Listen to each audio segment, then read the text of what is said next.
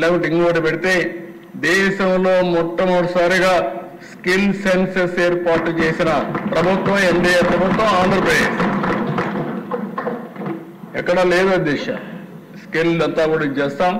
అక్కడి నుంచి ముందుకు తీసుకుపోయే పరిస్థితి వస్తుంది. ఇంకో పక్కన దిశ ఈరోజు ఫ్లెక్సిబుల్ వర్కింగ్ వచ్చేసింది. ఈ డెఫినేషన్ కూడా మనం చూస్తే నేను మాట్లాడుతూ ఉంటే ఐఏఎస్బి ప్రొఫెసర్ ఒక పేరు ఇస్తే నిన్ను కూడా మాట్లాడాను. ఫ్లెక్సిబుల్ వర్కింగ్ అంటే నాకు టైం ఉన్నప్పుడే నేను పని చేస్తా, మీకు అవసరం కూడా పని చేయించుకుంటాను. ఈ రెండు మేనేజర్ టెక్నాలజీ. ఇప్పుడు డ్రైవర్స్ కూడా 1 hour 2 hours పని చేసే పరిస్థితికి వచ్చారు దిశ. నువ్వు ఫోన్ చేస్తే నేను మొన్న చూశాను ఈ వరదల్లో ఒక తిరుగుతా ఉంటే ఒక అతను అడిగి ఏం పని చేస్తావు అని అడిగా. నేను బార్బర్ ఉద్యోగం చేస్తాను సార్ అన్నాడు. ఎక్కడ నీ షాప్ అన్నా. నాకు షాపులు ఇస్తాను అంటే ఎట్లా చేస్తామని అడిగాను. అర్బన్ కంపెనీ రిజిస్ట్రేషన్ చేసుకున్నాను సార్, నేను చూసుకుంటాను ఆర్డర్స్ అన్ని, నాకు టైం ఉండేటప్పుడు నాకు నచ్చితే నేను మీ పని చేస్తున్నాను, నెలకు నాకు ఒక 30,000 వస్తుంది, నేను ఐఎమ్ వెరీ హ్యాపీ సార్ అన్నాడు. అంటే that type of working is coming now. Work from home, ఇంట్లో కూర్చొని కొంతమంది పని చేస్తుంది. నిన్న కూడా ఒక అమ్మాయి కనపడేస్తుంది. నేను అడిగితే డోన్ నుంచి అనుకుంటాను లేకపోతే నంద్యాల ఏరియాలో ఆ అమ్మాయి చెప్తాను, ఇంట్లో కూర్చొని పని చేస్తున్నాను, అబ్బాయిని సరిగా చూసుకుంటున్నా, ఒక 60,000 రూపాయలు నెలకు వస్తూ ఉంది. అంటే ఒక మారుమూల ప్రాంతంలో కూర్చొని ఒక 60,000 రూపాయలు సంపాదిస్తూ ఉంది ఆ అమ్మాయి. నిన్న ఒక అతను వచ్చాడు మా తమ్ముడి డెత్లో పోయినప్పుడు, వాళ్ళ బంధువు ఒక అబ్బాయి. ఏం పని చేస్తావంటే నేను వర్క్ ఫ్రమ్ హోమ్ అంటే 60 లక్షల రూపాయలు సంవత్సరానికి వచ్చే పరిస్థితి వచ్చింది. హ్యాపీగా ఇంట్లో కూర్చొని పని చేసుకుంటున్నాడు. Your right. అది ఆ వర్క్ ఫ్రమ్ హోమ్ డిఫరెంట్, ఈ వర్క్ ఫ్రమ్ హోమ్ డిఫరెంట్. నీకు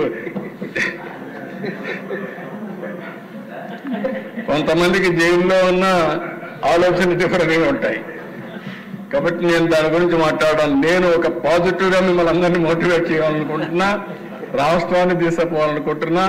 ఆ దుర్మార్గులను మర్చిపోయి దూరంగా పెట్టి ఈ రాష్ట్రాన్ని ముందుకు తీసుకుపోయే బాధ్యత మనందరం కూడా ఆలోచించే బాధ్యత తీసుకోవాల్సిన అవసరం ఉంది. ఏం చేయాలో చేద్దాం. ఇంకో పక్కన దేశ ఈరోజు మీరు చూస్తే నేను ఒక కంపెనీని పిలిపించి మాట్లాడాను, ఒక 10 మందిని. నేను ఎప్పటి నుంచో ఆలోచిస్తున్నాను దీనిపైన. వాళ్ళందరూ కలిసి ఈరోజు దేశంలో ఒక 10 లక్షల వర్క్ స్టేషన్స్ క్రియేట్ చేశారు. మామూలుగా ఒకప్పుడు హైదరాబాద్, బెంగళూరు, చెన్నై, ఢిల్లీ అక్కడనే ఐటీ కంపెనీలు అక్కడ కూడా కొన్ని ఇక్కడనే ఎక్కువ వచ్చాయి. దానికి కావాల్సిన ఎకో సిస్టమ్ వచ్చింది ఇక్కడ. ఇప్పుడు వీళ్ళని పిలిపించి నేను మాట్లాడిన తర్వాత టైర్ 2 సిటీస్కి రమ్మని వస్తామని ఒప్పుకున్నారు. టైర్ 2 సిటీస్ అంటే అన్ని జిల్లా హెడ్ క్వార్టర్స్ కానీ ఇంకా ఇంపార్టెంట్ టౌన్స్ అన్నిటికి వచ్చేసరికి సిద్ధపడ్డారు. వాళ్ళ మోడల్ ఏంటంటే వాళ్ళు రియల్ ఎస్టేట్ మొత్తం డెవలప్ చేస్తారు, బిల్డింగ్స్ డెవలప్ చేస్తారు, కంపెనీస్ తీసుకొస్తారు ప్రపంచం మొత్తం, వాళ్ళకి అప్పచెప్పి వాళ్ళు రన్ చేసుకుంటారు. నేను ఇంకొక మోడల్ ఆలోచిస్తున్నా. వర్క్ ఫ్రమ్ హోమ్, ఇంట్లో కానీ సరైన వాతావరణం లేకుండా చిన్న ఇల్లు ఉండి పనిచేసే అట్మాస్ఫియర్ లేకపోతే ఆ మధ్యలోనే ఒక 5-6 ఇళ్లలో మంచి ఇల్లు ఉంటే, మంచి ఒక రూమ్ ఉంటే ఒక 5-6 మంది కూర్చో పని చేసుకోవడం, నైబర్హుడ్ వర్కింగ్.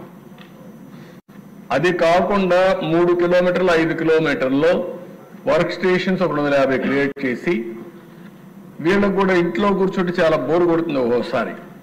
ఎంతో పైన కంప్యూటర్లో కూర్చొని పనిచేసి పిచ్చి పట్టే పరిస్థితి వస్తున్నట్టు కాకుండా నెలకు 10 రోజులు అక్కడికి పోయి పనిచేయడం, 20 రోజులు ఇక్కడ పనిచేయడం, కాదు అనుకుంటే అక్కడే చేయాలనుకుంటే ఒకటి చేయడం, అలాంటి వర్క్ స్టేషన్స్ క్రియేట్ చేయడం. అక్కడ ఒక కంపెనీ ఉండదు, ఏ కంపెనీకి కావాలంటే ఆ కంపెనీకి పనిచేస్తారు. కానీ అక్కడ బాధ్యత పెట్టాలనుకున్నాను. ఆ బాధ్యత ఏంటంటే అక్కడ ఉండే డెవలపర్ వీళ్ళకి స్కిల్ డెవలప్మెంట్ చేస్తూ ఉంటాడు, వీళ్ళు కొత్త విషయాలు నేర్చుకుంటారు. అప్పుడు కొత్త విషయాలు నేర్చుకుని వీళ్ళ ప్రొడక్టివిటీ పెరుగుతుంది, పర్ఫార్మెన్స్ పెరుగుతుంది, శాలరీస్ పెరుగుతాయి. దట్ ఈజ్ మనం చేయాల్సింది. అప్గ్రేడింగ్ చేయగలిగితే చాలా ఫలితాలు వస్తాయి. ఈ విధంగా నేను మాట్లాడినప్పుడు ఒక మాట అన్నారు, మీరు లేట్ చేయొద్దండి, లేట్ చేస్తే ఇంకా లేట్ అవుతుంది.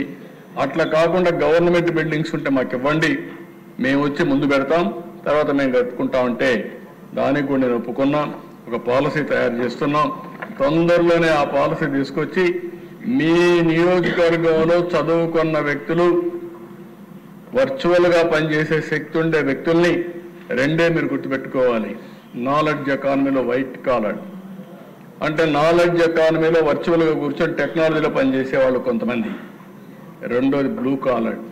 మీ ఊర్లోనే ఎలక్ట్రీషియన్, ఫిట్టర్, లేకపోతే అనేక రకాలైన ఉద్యోగాలు ఉన్నాయి.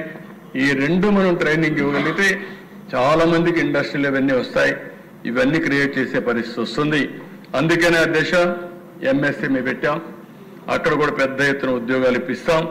ఇంకో పక్కన మీరు చూస్తే నిన్న మొన్న ఏ విధంగా అయితే మనకి ఇండస్ట్రీస్ వస్తున్నాయో మీరు చూశారు.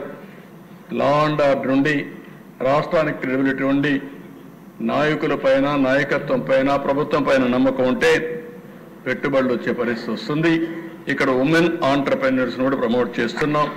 ఇవన్నిటి వల్ల నా ఉద్దేశం ఒకటే, తెలుగుదేశం పార్టీ చాలా స్పష్టంగా, మనం ఎన్డీఏ గవర్నమెంట్ చాలా స్పష్టంగా చెప్పాం, 20 లక్షల మందికి ఉద్యోగాలు ఇవ్వాలనేది మనందరి అభిమతం. దీనికి కట్టుబడి ఉన్నాం. అందుకే నేను ఏది మాట్లాడినా, ఏ ఇన్సెంటివ్ ఇచ్చినా ఫస్ట్ గుర్తుపెట్టుకునేది ఎంప్లాయ్మెంట్, ఎంప్లాయ్మెంట్, ఎంప్లాయ్మెంట్. అది ఒక్కసారి ఇక్కడ